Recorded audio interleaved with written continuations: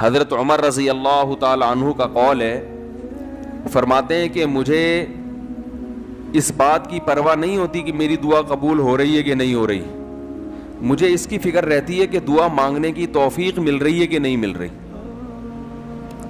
کیونکہ اللہ جب ناراض ہوتا ہے نا کسی سے، مانگنے کی توفیق چھین لیتا ہے اللہ تعالیٰ. اور مانگنے کی توفیق دی ہوئی ہے، اس کا مطلب اگر ناراض ہے بھی تو اتنا زیادہ نہیں ہے، تھوڑا بہت ہے، وہ تلافی چاہتا ہے کہ آپ کر لو. مانگنے کی توفیق ملنا اس کی علامت ہے کہ اللہ اگر ناراض بھی ہے تو بہت زیادہ نہیں روٹھا ہوا، بلکہ اس نے سوری کا آپشن دیا ہوا ہے کہ چلو مانگ کے اپنا منا لو، مجھے کسی بھی طریقے سے راضی کر لو.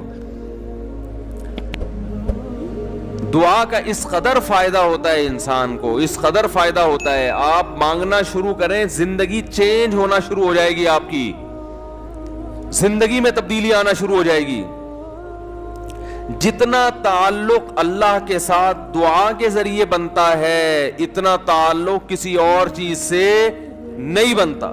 دیکھو کسی سے دوستی کرنا چاہتے ہو، دوستی کا سب سے بہتر طریقہ کیا ہے؟ اس سے گپ شپ شروع کر دو، یہی طریقہ ہے نا.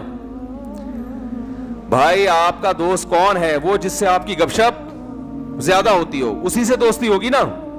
اب آپ بتا رہے ہیں یہ میرا جگری دوست ہے، بہت پرانا دوست ہے. میں پوچھوں گا آپ سے بھائی یہ دوستی کیسے ہوئی؟ یہ دوستی بھائی ایسے ہوئی کہ میں جس کالج میں پڑھتا تھا وہیں یہ بھی یہی پڑھتا تھا.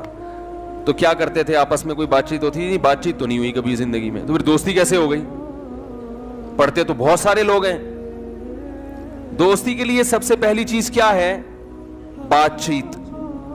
دعا میں انسان بات چیت شروع کر دیتا ہے کس کے ساتھ؟ اللہ کے ساتھ. تو اللہ اور بندے کا کنیکشن مضبوط ہونا شروع ہو جاتا ہے. اس لیے اہل اللہ کو تو اس کی پرواہ نہیں ہوتی کہ میری دعا قبول ہو بھی رہی ہے کہ نہیں ہو رہی ہے. وہ کہتے ہیں ہمیں مانگنے کی توفیق مل رہی ہے. معذرت کے ساتھ تھوڑی میں ابیوز لینگویج استعمال کرتا ہوں کہ بھاڑ میں جائے قبول ہونا، ٹھیک ہے نا. ہمیں تو اس بادشاہ کے دربار میں ہاتھ پھیلانے کی توفیق مل رہی ہے، بس ہمارے لیے اتنا کافی ہے، تعلق بحال ہے ہمارا اس سے. تو میں یہ عرض کر رہا تھا کہ کبھی ہماری جو دعائیں قبول نہیں ہوتی بسا اوقات اس کی وجہ یہ ہوتی ہے کہ ہمارا وہ عمل دعا ہوتا ہی نہیں ہے. جب دعا ہی نہیں ہوتا تو پھر اس میں قبولیت کہاں سے آ گئی؟ وہ تو ہم پڑھ رہے ہوتے ہیں الفاظ رٹا لگا کے ایک چیز کو، یعنی ایک پڑھنے کے انداز میں ہوتی ہے، وہ اس میں جذبات ہی نہیں ہوتے. جذبات کن لوگوں کے ہوتے ہیں؟ امام بخاری رحمہ اللہ تعالی کی سوانے پڑھیں آپ، بچپن میں نابینا ہو گئے، والدہ تو آپ کو بڑا علم سکھانا چاہتی تھی، پریشان کہ اللہ یہ تو میرا بچہ ہی نابینا ہو گیا. تو رات کو مصلی پہ گڑ گڑا کے دعا مانگنا شروع کی، اے اللہ میرے بچے کی بینائی واپس لوٹا دے، اے اللہ اس کی بینائی واپس لوٹا دے. اتنا مانگا ہے کہ روتے روتے دعا مانگتے مانگتے آنکھ لگ گئی، خواب آیا، دو فرشتے آپس میں بات کر رہے ہیں کہ اللہ نے اس عورت کی دعا قبول کر لی ہے اور اس کے بچے کو بینائی لوٹا دی ہے. جب آنکھ کھلی ہے تو دیکھا کہ بچے کی بینائی واپس لوٹ چکی تھی، بینائی واپس لوٹ چکی تھی. ہندوستان میں ایک بزرگ تھے، رمضان نام تھا ان کا، یہاں کراچی ہجرت کر کے آ گئے تھے ہندوستان سے. تو جو کوئی اس طرح کے بڑے لوگ ملتے تھے نا جو بھی نیک ہوں پرہیزگار ہوں، تو میں ان سے تھوڑا سا انٹرویو لیتا تھا کہ آپ نے کوئی ایسی کوئی واقعہ دیکھا ہو، کوئی کرامت دیکھی. انہوں نے اپنا بڑا دلچسپ واقعہ سنایا.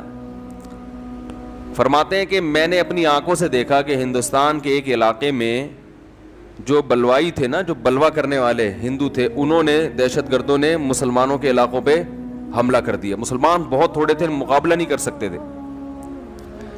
تو کہتے ہیں کہ ایک بزرگ تھے وہیں کہیں مظاہر علوم کے یا دیوبند کے. مقصد میرا یہ نہیں ہے کہ کوئی دیوبند کے علاوہ کوئی بزرگ نہیں ہوتا، وہ چونکہ واقعہ ان کا اس لیے، کوئی لوگ اس پہ بھی کہتے ہیں کہ اپنے مسلک کو وہ کر رہے ہیں، وہ اتفاق سے تھے وہاں کے، تو اس لیے میں نے بول دیا. تو وہ مکان کی چھت پہ کھڑے ہو گئے اور اللہ سے دعا مانگنے لگے. بہت گڑ گڑا کے دعا مانگی انہوں نے کہ اللہ ان لوگوں کے شر سے ہمیں بچا لے. تو یہ جو واقعہ سنانے والے تھے نا، انہوں نے مجھے خود بتایا، کہتے میں نے اپنی آنکھوں سے دیکھا کہ گھوڑوں پہ آسمان سے فرشتے نازل ہو رہے ہیں اور ان کے ہاتھ میں بڑی بڑی راڈیں ہیں, گزند ہیں, اور وہ زمین پہ نازل ہو کر انہوں نے ان بلوائیوں کے خلاف حملہ کر دیا, مارا ان کو. میں نے جب یہ واقعہ ایک دفعہ بیان کیا تو یوٹیوب پہ جب یہ واقعہ گیا تو اس علاقے کے جو مسلمان تھے ان کے کمنٹس آئے کہ یہ واقعہ یہاں پر ہوا ہے اور اس گاؤں میں ہوا ہے. نہیں آ رہی بات سمجھ میں؟ تو یہ کیا ہے؟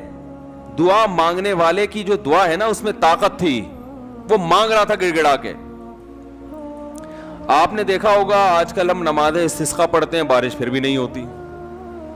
عموماً ایسا ہی چل رہا ہے سسٹم جو چل رہا ہے نا, نماز استسقاء پڑھ رہے ہیں, بارش نہیں ہو رہی, تو اللہ سے اچھی امید رکھتے ہیں کہ قبول ہوتی ہوں گی دعائیں. لیکن پہلے دعائیں نماز استسقاء کی فوراً قبول ہوتی تھی اور ان کا ظاہر بھی قبول ہوتا تھا. یہ ہم نے بھی اپنے بڑوں سے بھی سنا. میری دادی نے, اللہ ان کی مغفرت کرے, خود بتایا, انہوں نے بتایا کہ ہندوستان میں جب بارشیں برسنا ختم ہو جاتی تھی تو مظاہر علوم سے, دیوبند سے علماء کی ایک جماعت نکلتی تھی, سہارنپور سے, اور عورتیں, بچے, مرد, بوڑھے سب ان کے ساتھ نکل کے میدان میں جاتے تھے. خود انہوں نے اپنا واقعہ سنایا, کہہ رہے ہم جاتے تھے میدان میں بوسیدہ کپڑے پہن کے. نماز استسقاء میں یہی ہے نا کہ بوسیدہ کپڑے پہن کے جاؤ, اپنے مواشی کو بھی لے کر جاؤ اور شہر سے باہر جاؤ اور دھوپ میں اللہ سے گڑ گڑا کے دعائیں مانگو. تو کہتے ہیں ہم جب جایا کرتے تھے بارش کی دعا مانگنے کے لیے تو اتنا یقین ہوتا تھا کہ بارش ہوگی کہ تمبو ساتھ لے کر جاتے تھے کہ جب بارش ہوگی نا تو وہاں دیگیں پکیں گی اور کھانا کھایا بھی جائے گا, خوشی میں کھلایا بھی جائے گا. تو وہ کھانے کا سامان گھر سے لے کر جایا کرتے تھے. اور انہوں نے بتایا کہ ہم نے خود دیکھا ہے کہ نماز استسقاء کے لیے دعائیں ہو رہی ہیں اور آسمان پہ بادل آئے اور بارش برسنا شروع, اور ہم سب کیا کر رہے ہیں؟ تمبو لگا کے کھانا کھا رہے ہیں خوشی میں. یہ میں نے خود سنا. نمازی تھی ماشاءاللہ, پرہیزگار تھی, مولانا عبد الرحیم رائے پوری رحمۃ اللہ علیہ سے بیعت بھی تھی وہ. یہ اس لیے فضائل سنا رہا ہوں کہ بھائی امید ہے کہ انشاءاللہ جھوٹ نہیں بولا ہوگا انہوں نے. وہ جھوٹ کیوں بولیں گی بھائی, ان کو کوئی پیسے مل رہے تھے. یہاں ہمارے پڑوس میں یہی اسی مسجد میں سامنے ایک ڈاکٹر صاحب رہا کرتے تھے, آپ کو معلوم ہوگا, یہاں ایک ڈاکٹر صاحب رہتے تھے نا سامنے والے گھر میں. ان کے والد صاحب بھی بوڑھے آدمی تھے, اللہ تعالیٰ اگر زندہ ہیں تو اور عمر میں برکت دے, انتقال ہو گیا تو اللہ ان کی مغفرت کرے. میرے سے بڑی گپ شپ تھی ان کی. مجھے بس یہ کہتے تھے آپ اتنے پتلے کیوں ہیں؟ اب تو میں تھوڑا موٹا ہو گیا تھا, بہت ہی پتلا تھا. کہہ رہے ہیں آپ مولوی ہو کے اتنے باریک سے کیوں ہیں؟ وہ ایسی گپ شپ میں مذاق کرتے تھے. تھے جڑے ہوتے ہیں نا کچھ زندہ دل قسم کے, لاہور کے تھے, پنجاب کے اصل. تو انہوں نے بھی, ان سے بھی گپ شپ ہوتی تھی. انہوں نے بھی ایسے, میں نے ان کو بتایا کہ ہماری دادی سے ہم نے سنا کہ وہاں ہندوستان میں جب جایا کرتے تھے نماز استسقاء کے لیے تو بارش ہو جاتی تھی. آپ نے کبھی ایسا دیکھا؟ انہوں نے کہا ہم نے خود اپنی آنکھوں سے دیکھا. انہوں نے اپنے 2 واقعات سنائے. ایک انڈیا کا, وہ انڈیا کے پنجاب سے ان کا تعلق تھا. کہنے لگے کہ ایک مرتبہ بارش رک گئی تو ہم بارش کے لیے یعنی دعا مانگنے کے لیے نماز استسقاء کے لیے گھر سے نکلے.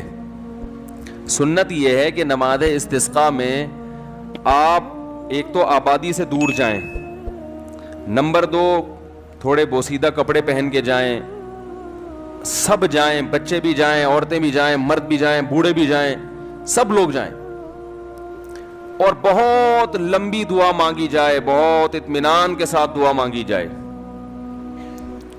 تو وہ کہتے ہیں کہ ہم جب نکل کے جا رہے تھے تو ہندو یہ کہہ رہے تھے یہ موسلے بارش برسانے جا رہے ہیں. یعنی ہندوؤں کو اتنا یقین تھا, موسلے کہتے ہیں نا, موسٹلی ہندو زیادہ تر موسلے ہی کہتے ہیں مسلمانوں. تو کہہ رہے تھے کہ یہ کیا کرنے جا رہے ہیں؟ موسلے بارش برسوانے جا رہے ہیں. کہتے ہیں کہ جب گئے ہیں دعا مانگی ہے, انتہائی شدید گرمی. آج نماز استسقاء بھی ایئر کنڈیشن ہال میں ہوتی ہے, اور توبہ ووبہ کا تو کوئی تصور ہوتا ہی نہیں ہے, کوئی گناہوں سے توبہ بھی کرے. وہ تو یہی ہوتا ہے, اللہ میں پھر فلم دیکھوں گا, جیسی بارش ہوگی تو میں کیا دیکھوں گا جا کے.